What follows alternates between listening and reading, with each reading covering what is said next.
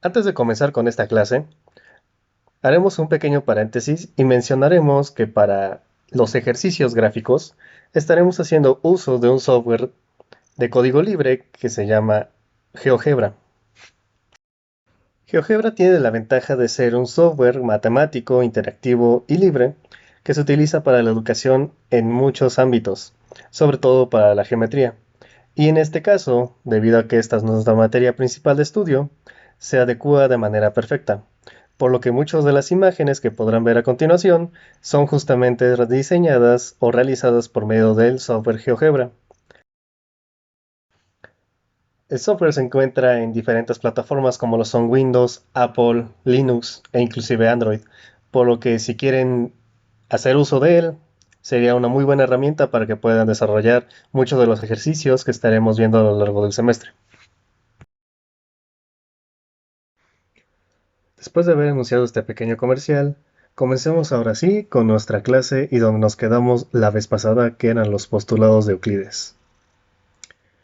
Bien, si recordamos un poco de lo que vimos la clase pasada, dijimos que un axioma era aquello que podíamos considerar como una verdad irrefutable o algo con lo que podríamos comenzar a construir teoría. Euclides utilizó 5 postulados o axiomas en algunos casos, pero clásicamente les llaman postulados de Euclides. El primero de ellos refiere a dos puntos en el plano. Y de hecho, para tratar de tener un contexto mucho mayor, siempre estaremos considerando que toda esa construcción, los postulados, teoremas y demás teoría que vayamos a ver dentro de esta materia, siempre estamos hablando del plano en dos dimensiones. Este plano, en teoría, tendría que ser infinitamente grande, no tiene como tal un límite, y siempre podemos colocar puntos en él de manera arbitraria. Hay algunas definiciones que vamos a dar por hechas y que quizás no sea necesario ahondar tanto como lo hizo Euclides en su momento, por lo que en algunos casos son meramente intuitivas, como lo es un punto o una recta. Sin embargo, los postulados en sí mismos son axiomas que sí son necesarios de ver y necesitamos repasar uno a uno. El primero de ellos dice lo siguiente: por dos puntos siempre se puede trazar una recta. Trataremos de ejemplificar este axioma o postulado a partir de las siguientes figuras. Consideremos un punto arbitrario A en el plano y consideremos un segundo punto arbitrario B. De acuerdo a este postulado, podemos trazar una línea recta que une a ambos puntos. Si consideramos cualquier otro punto distinto a ellos que no sea colineal con ellos, y con colineal nos referimos a un punto que está por fuera de esta línea, también podemos unir a estos puntos por medio de una línea recta o, en su defecto, trazar una línea que los una. De esta manera podríamos inclusive obtener una figura simple como un triángulo.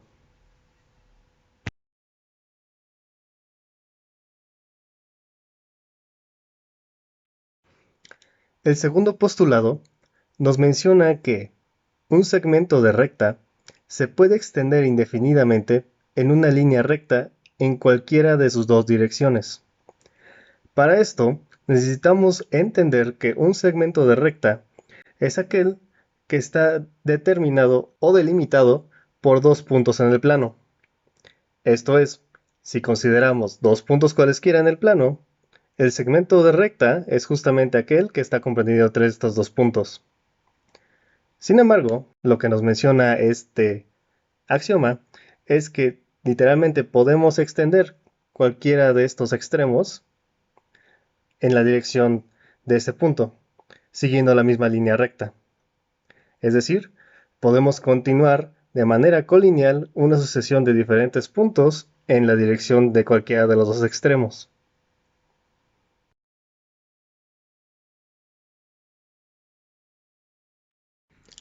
El enunciado del postulado 3 nos dice que, dados un punto y un segmento de recta, se puede trazar una circunferencia usando el punto como centro y el segmento de recta como radio.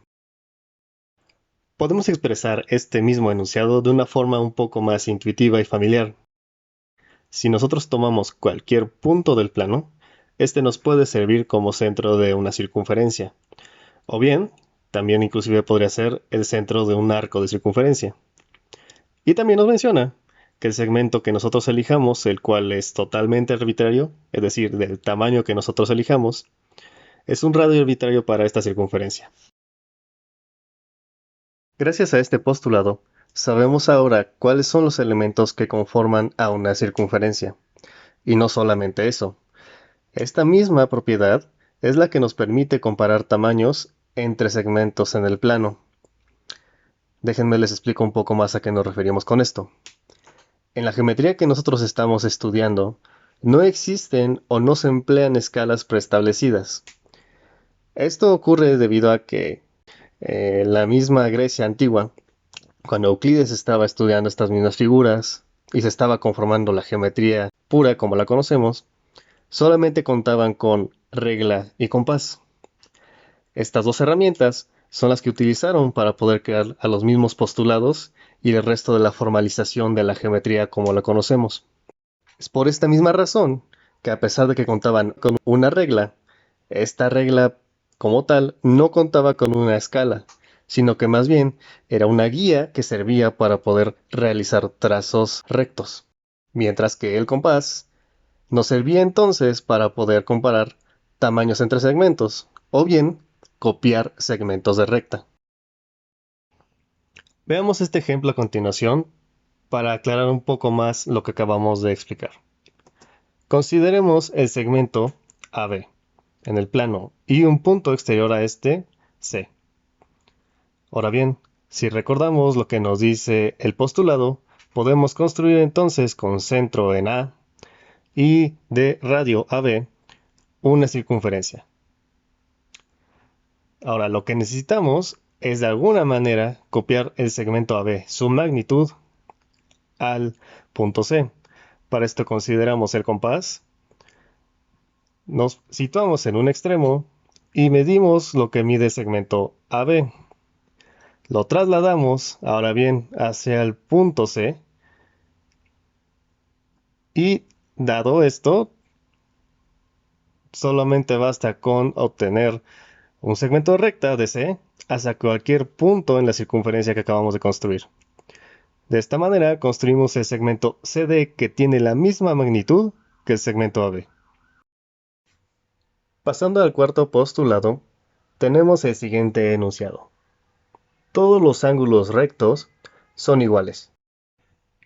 A pesar de la aparente sencillez de este enunciado, nos da la pauta para poder definir una unidad angular, o bien una medida de referencia para poder medir a los demás ángulos, en este caso, el ángulo recto.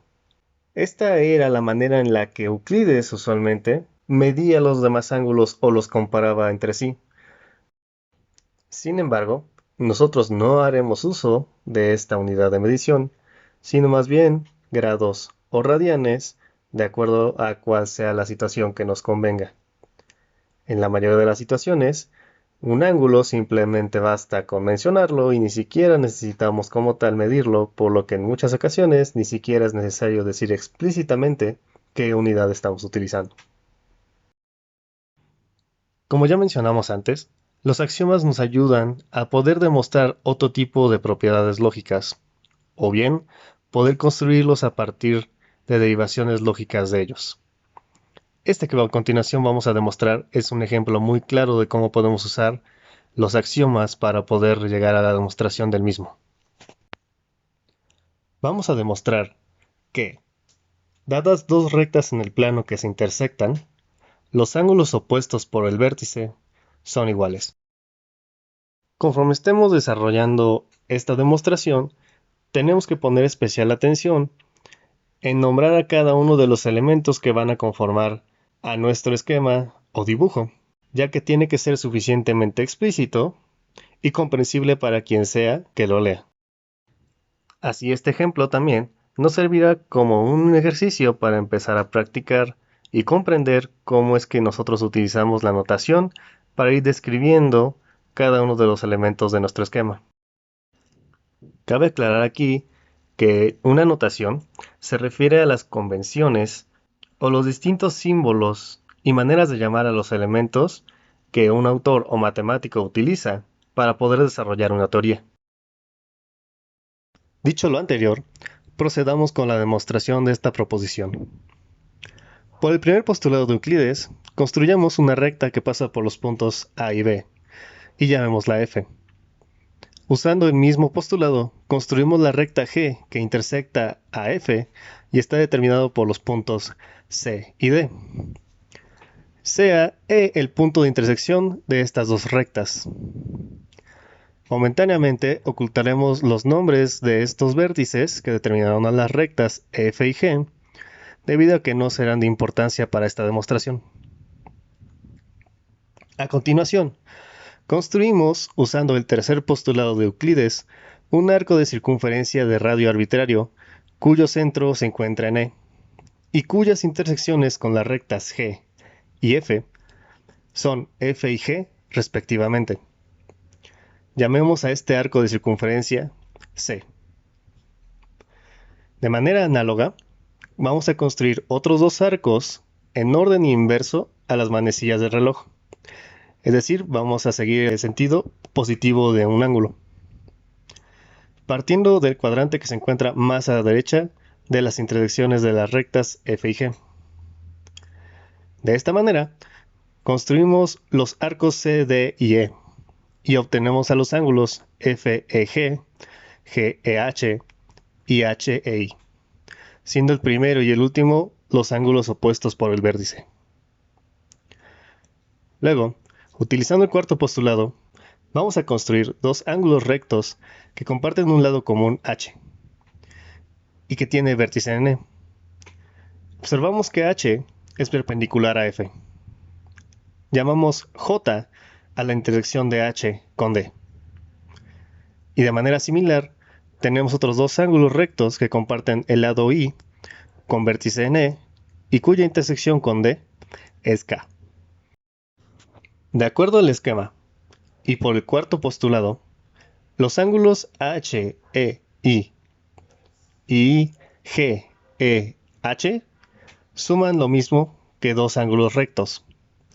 Es decir, abarcan el mismo ángulo que la suma de los ángulos GEJ y JEI. De igual forma, los ángulos FEG y GEH suman dos ángulos rectos, que en este caso sería la suma de los ángulos FEK y KEH. De donde obtenemos la siguiente ecuación. La suma del ángulo HEI más GEH es lo mismo que la suma de los ángulos FEG con GEH. Esto último implica entonces que los ángulos HEI y FEG son iguales, con lo cual queda demostrada la proposición. Vamos a concluir este video hasta aquí, para dedicarle un video completo al quinto postulado de Euclides. Esto es debido a que suele ser un postulado que durante siglos fue muy controversial, por lo cual vale la pena verlo a detalle.